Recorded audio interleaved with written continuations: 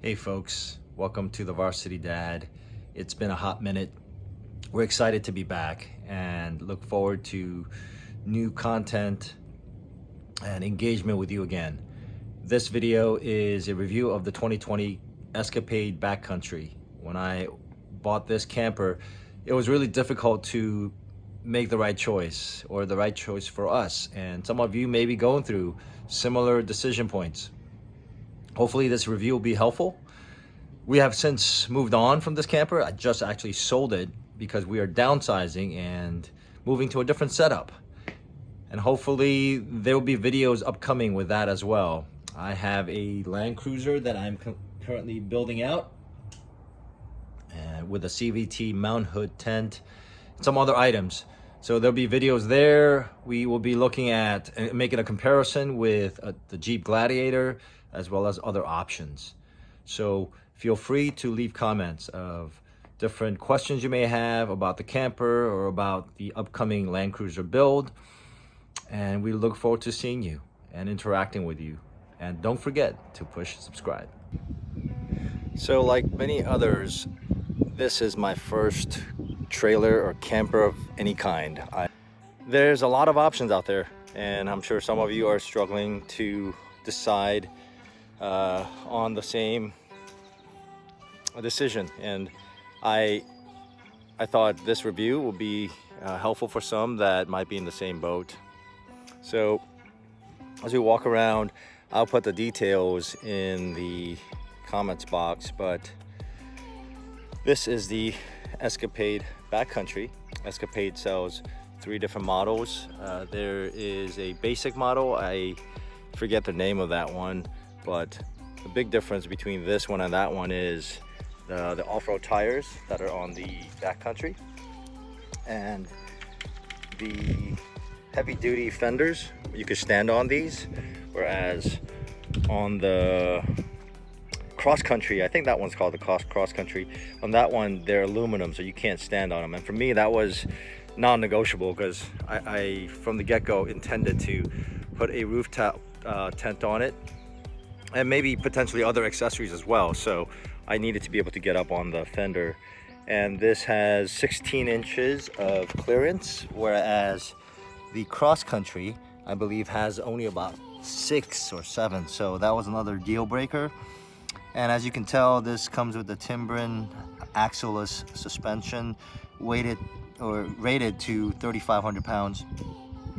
And if you check their website, you'll notice that the body of their current Escapade Backcountry doesn't look like this. This is the fiberglass seamless top, and they have not updated their website, and this is something new that they have rolled out. I heard about it, and so when my camper went into production, I asked Brianna, hey, can I get the updated fiberglass roof rather than the previous aluminum one?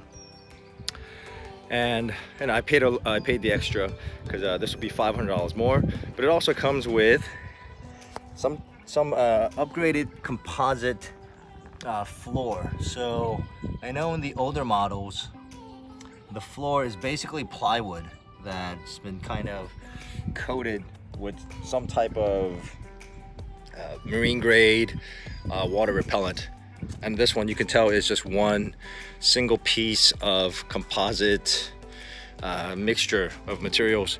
So promises better insulation as well as better moisture resistance in the cabin. And as you can tell, the fiberglass roof is seamless. So as far as future proofing it against leaks or wind, insulation, other issues that could potentially creep up, I thought it would just be a better investment. And so I know they'll be offering the fiberglass top for the 5.5 by 10 model, which is this one. This is the 5.5 by 10. I won't go over all the details that are easily found on the website that are pretty standard, but I will cover some things that might help you decide on which camper trailer you should get, because those are the things that I had a hard time sort of answering for myself, right? A lot of campers look similar on the inside and the outside, and they have similar features. So let me begin by just telling you what I went with. As I just said, I added the fiberglass roof and the composite floor as an option. I added the 3 racks here. So normally it comes with 2 racks standard. I added 3 because I knew my rooftop tent, which is a CVT Mount Rainier, is gonna have 3 of my kids, potentially even 4 up there. So that's gonna have a good amount of weight. So just for added weight support, I got the 3 rack option. That was an extra $150 for the 3rd rack. I got the electronic brake system, which you can't really see, but just in case I move to more of the hilly part of the country, that I would have access to some extra braking power rather than wear out all the brakes on my Jeep, which I'll be towing it with. And the option that I really was torn about, but kind of glad I went with, was the upgraded Galley. This was a $2,000 option. I was torn because it comes with some basic shelves, and I wasn't sure if I wanted to customize or add something later. And I tried to do the math, like, will it be cheaper to do it on my own? Will it be more customized and better? And I wrestled with that for a while, but in the end I decided no, this was a very clean look that Jeff put together. And this ARB fridge alone, I think, retails for about $1,400. And then the slider, most of these sliders, they come to about $300-400 depending on the brand you get it from. Here, let me try to pull this out. Okay, so the fridge comes out like that. Right now I got it running for the first time. This is at 56. It was at 63 before. I just turned it on. Kind of hear the fan humming just barely. It's pretty quiet. And one thing I'm pleased with is this ARB fridge is rated high for very low power draw. So hopefully it will do a good job with managing the battery's capacity while we're boondocking or off the grid. And speaking of off grid, so that's about it when it comes to options. The max fan comes with it factory. And the first time I turned it on, it made a ton of noise. I actually need to take it apart today because that's the response I got when I emailed them. Now, let me preface it by saying Brianna has been amazing. I mean, the folks at Escapade provide top-notch service, but this was very disappointing because, you know, the brand new camper trailer. And here, I think the noise comes out when it's quiet. It comes and goes. It was making some noise, so Brianna sent me a video where you can take it apart and it might be just dust particles or fiberglass that had accumulated in there while they were just airing out the trailer before delivery, which is in Minnesota. So currently I think their delivery rate is about $2 a mile. I'm in Virginia, and so doing the math, that was gonna be about $2,700. So we made the drive and made it out there.